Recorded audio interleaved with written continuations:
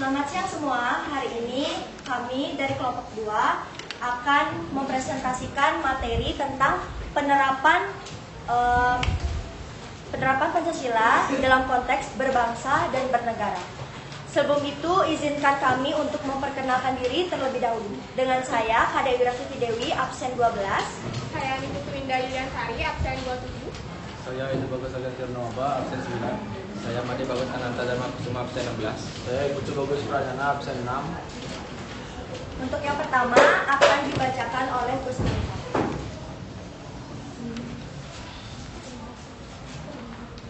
Penerapan Pancasila dalam konteks berbangsa dan bernegara. Sebagai dasar negara, Pancasila tentu saja tidak cukup hanya tertera dalam sejumlah dokumen bernegara, tidak juga diperingati melalui upacara dan kegiatan lainnya. Lebih dari itu, negara harus diatur dan diselenggarakan berdasarkan Pancasila. Tidak boleh ada pelanggaran Pancasila yang dilakukan oleh pemerintah selaku penyelenggara negara.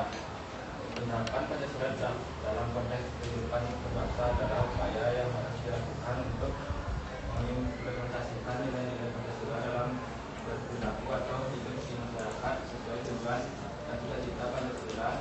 Salah satunya dapat termanifestasi dalam kehidupan berbangsa dan bernegara.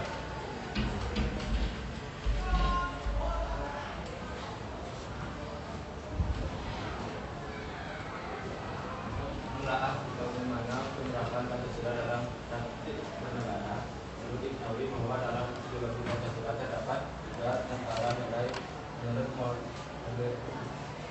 Moderno, yaitu sebagai berikut: nilai dasar, nilai instrumental, dan nilai praktis.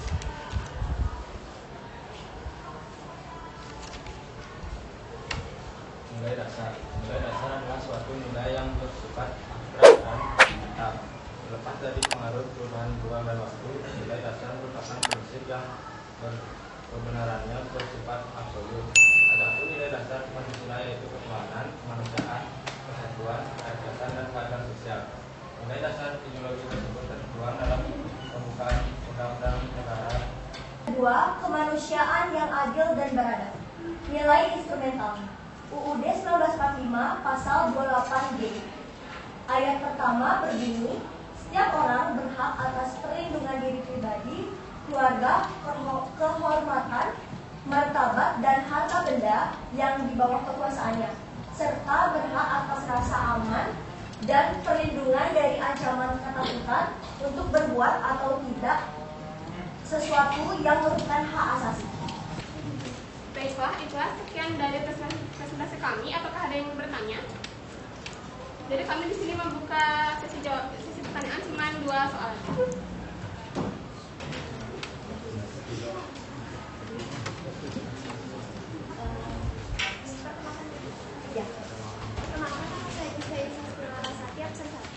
Izin bertanya, di nilai praktis pada kemanusiaan yang adil dan beradab itu kan ada mengakui persamaan derajat hak dan kewajiban asasi setiap manusia tanpa membedakan.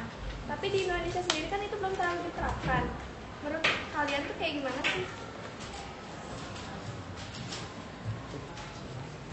Baik, sebelumnya perkenalkan, nama saya Maria Ulan Cahyani, nomor absen 24, dan di sini saya akan memberikan pertanyaan untuk kelompok 2.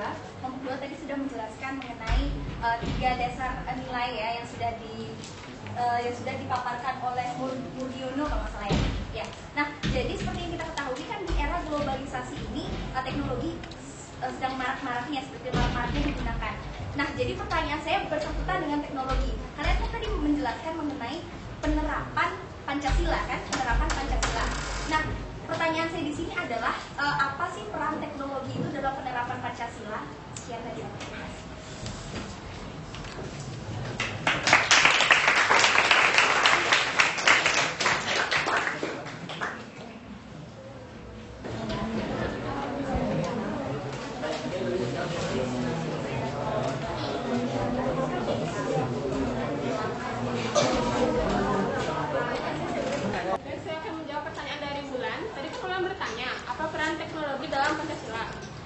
Perannya itu seperti bisa memberi jaminan kesejahteraan masyarakat dan melindungi bangsa dari pengaruh yang buruk. Bisa diterima?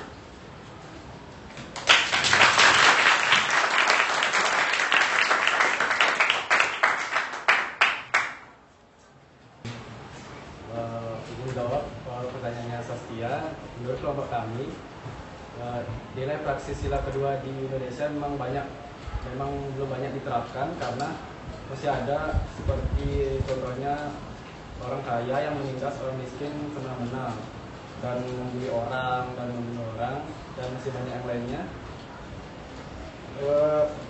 Menurut kelompok kami, sebaiknya hukum di Indonesia itu diperiksa lagi agar tidak nunggu viral baru ditindak.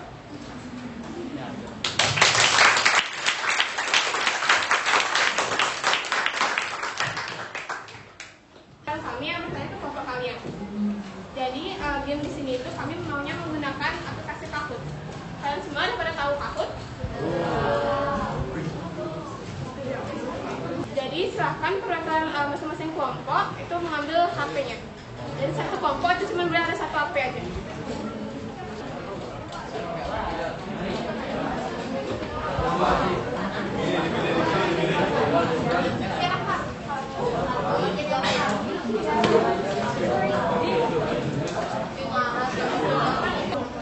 Jadi aturan mainnya itu, gamenya itu kami akan ngasih pin gitu kan ke kalian udah.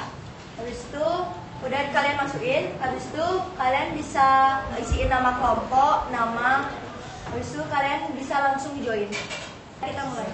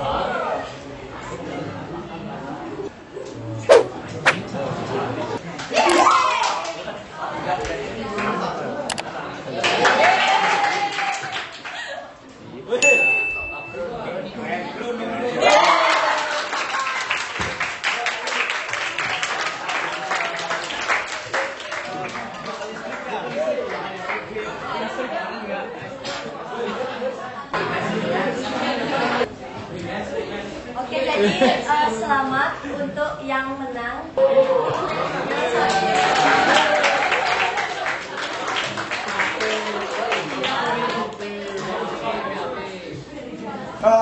Sekali lagi kita berikan applause buat kelompok apa?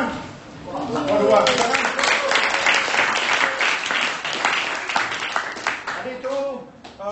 satu cara bagaimana kelompok 2 memotivasi kelompok yang lain agar mau berpartisipasi langsung dalam kegiatan ini, sehingga kalian termotivasi dengan dengan adanya metode Kahoot, ya kan? Jadi dengan mengukur kemampuan kalian atau masing-masing kelompok dengan Kahoot tadi, sehingga ada persaingan. Setidaknya ada adrenalin belajar kamu dibangkitkan, kan begitu kan? Oke, sebelum kita simpulkan materinya, tadi ada 2 pertanyaan dari siapa nih? Saskia. Apa Saskia? Oh ya. Nah sekarang begini, pertanyaan Saskia kan begini. Kita punya nilai dasar, yaitu kemanusiaan dan adil dan beradab. Kemudian dari nilai dasar ini diterjemahkan menjadi nilai instrumen berbentuk peraturan perundang-undangan. Apakah itu undang-undang, apakah itu peraturan menteri, dan seterusnya sampai ke bawah. Jadi katanya kita manusia yang beradab, tetapi kok setiap hari kita disuguhi pembakaran rumah ibadah, kemudian membuli orang lain, menjelek-jelekkan orang lain. Apa sih masalahnya ini? Apakah bangsa kita tidak beradab? Kan begitu pertanyaan dari Saskia, gitu kan? Nah sekarang anak semua, kenapa kurikulum itu dirubah? Salah satunya agar itu tadi, kita punya nilai-nilai yang semestinya menjadi dasar bagi kita dalam berbuat agar bisa kita laksanakan. Kan begitu. Makanya anak-anak sekarang dengan kurikulum 2013 yang diperbarui jadi kurikulum merdeka, di sana ada P3, profil belajar Pancasila. Artinya apa? Agar Anda sebagai pelajar punya profil yang seperti tadi, beriman dan bertakwa kepada Tuhan Yang Maha Esa dan berakhlak mulia. Orang-orang yang beradab itu adalah orang-orang yang berakhlak mulia.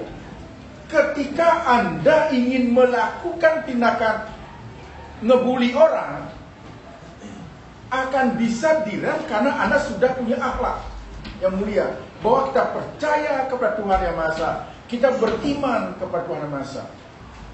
Nah, dengan adanya profil pelajar Pancasila ini diharapkan anak-anak nanti ketika memimpin bangsa dan negara, karena anak-anak inilah yang nanti menjadi pewaris tunggal atas bangsa dan negara ini. Sehingga profil-profil yang ada 6 tadi itu, beriman bertakwa kepada Tuhan Yang Maha Esa dan berakhlak mulia, kebinekaan global, setelah itu ada bernalar kritis, kemudian ada kegotong royong, ada bergotong royong, sudah itu ada kreatif dan mandiri. Sehingga dengan harapan ketika kelak nanti anak-anak menjadi pemimpin-pemimpin bangsa, 6 profil ini bisa Anda bawa bagaimana mengelola bangsa dan negara ini, sehingga tidak ada lagi pertanyaan seperti Saskia tadi, masihkah kita menjadi manusia yang beradab? Padahal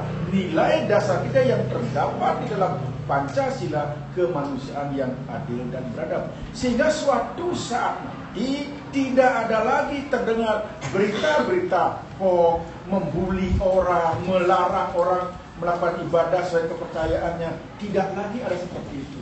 Nah itu kan jangka panjang, tapi hari ini apa sih kita bisa lakukan? Yang bisa kita lakukan adalah bahwa kita tidak boleh keluar dari jati diri bangsa. Apa itu? Pancasila. Jangan deh kita merasa kita kehilangan jati diri bangsa. Sebenarnya bangsa Indonesia tidak pernah kehilangan jati dirinya, tetapi ada sebagian oknum yang menjauhi, jauh atau meninggalkan jati diri bangsa. Nah, oleh karena itu maka mari kita kembali kepada jati diri bangsa, yaitu Pancasila. Saya kira itu, Saskia. Terus ada dari Ulan ya. Apa nih Ulan pertanyaannya? Peran teknologi dalam menerapkan Pancasila itu seperti apa? Ya. memang ketika kita bicara tentang teknologi, tentu kita tidak bisa lepas dari apa? Dari nilai-nilai positif dari teknologi dan juga nilai-nilai negatif. Oke, kita lihat dulu nilai negatifnya. Dengan adanya nilai teknologi, maka kita bisa mengetahui sesuatu secara real time. Apa yang terjadi di Amerika saat ini, detik ini, langsung kita bisa lihat. Saat ini juga di Indonesia, tidak lagi menunggu hari esok, tidak lagi menunggu seminggu lagi, tapi detik ini juga kita bisa melihatnya karena kemajuan teknologi. Nah, kalau begitu, apa yang terjadi yang di luar sana yang mungkin tidak sesuai dengan kepribadian bangsa, terus kita tidak siap menerimanya dan kita tidak pernah memfilternya, maka itu akan menjadi ancaman bagi kita, terutama bagi generasi muda kita yang tadi saya bilang kalian adalah pewaris tunggal atas bangsa dan negara. Oleh karena demikian, maka semua teknologi yang ada saat ini bukan berarti kita menafikan, bukan kita mencegah masuk, tapi mari kita filter mana yang cocok untuk bangsa kita sesuai dengan kepribadian kita terima, yang tidak cocok jangan diterima. Karena banyak juga sisi negatif daripada kemajuan teknologi. Nah, kemudian positifnya apa? Yang selama ini kalau belum ada teknologi, kepribadian kita, Pancasila, hanya bisa kita sosialisasikan di sekitaran kita saja. Tetapi dengan adanya teknologi, apa yang menjadi kepribadian kita, kelebihan-kelebihan bangsa ini bisa kita gaungkan keluar lewat teknologi. Dan ini bisa kita transfer ke berbagai macam negara dengan harapan bahwa hal-hal yang baik dan positif yang ada di dalam negara kita bisa kita sebarluaskan kepada bangsa lain. Karena ingat, manusia Indonesia sejatinya adalah manusia yang percaya kepada Tuhan. Yang kedua adalah manusia yang beradab, bukan manusia biadab, tetapi bangsa yang beradab. Kemudian manusia Indonesia akan selalu mengedepankan persatuan dan kesatuan di setiap apapun masalah yang dihadapi. Nah, kemudian bangsa Indonesia ketika menemukan masalah, ketika menemukan perbedaan, akan selalu dimusyawarahkan untuk mencapai mufakat dengan tujuan akhirnya muaranya adalah demi keadilan sosial bagi seluruh rakyat Indonesia. Nah, itulah sebenarnya nilai-nilai dasar yang kita miliki. Setelah itu dari nilai-nilai dasar kan belum tentu kita bisa lakukan nih. Maka sekarang kita buatkan nilai instrumennya, kita buatkan aturannya, gitu. Percaya kepada Tuhan. Nilai ketuhanan itu artinya bahwa semua bangsa Indonesia percaya kepada Tuhan. Nilai instrumennya salah satunya pasal 29. Negara Indonesia berdasarkan ketuhanan yang maha besar. Itu nilai instrumennya. Nilai praksisnya, apa yang bisa kita praktekkan? Yang bisa kita praktekkan bahwa manusia Indonesia tidak boleh tidak percaya kepada Tuhan. Semua orang Indonesia harus percaya kepada Tuhan. Nah, percaya kepada Tuhan bisa Anda dapatkan lewat agama Islam bagi yang Muslim, lewat Kristen bagi yang Kristiani, lewat Hindu bagi yang Hindu, Buddha bagi yang Buddha, Konghucu bagi Konghucu. Nah, itulah nilai-nilai praksisnya. Di sanalah bisa kita praktekkan dari yang tadinya hanya nilai dasar, yaitu ketuhanan. Kemudian diterjemahkan dalam bentuk peraturan perundang-undangan dan kita terapkan dalam kehidupan sehari-hari kita. Nah, itulah namanya nilai-nilai yang terdapat di dalam Pancasila sesuai dengan pembahasan materi kita pada siang hari ini. Oke, ada lagi pertanyaan? Ada? Tidak? Kalau tidak, kita tutup dengan bersama-sama. Oke, jadi teman-teman, sekian dari presentasi dari kelompok 2. Kami tutup dengan Pramo Santi. Om Santi Santi Santi Om.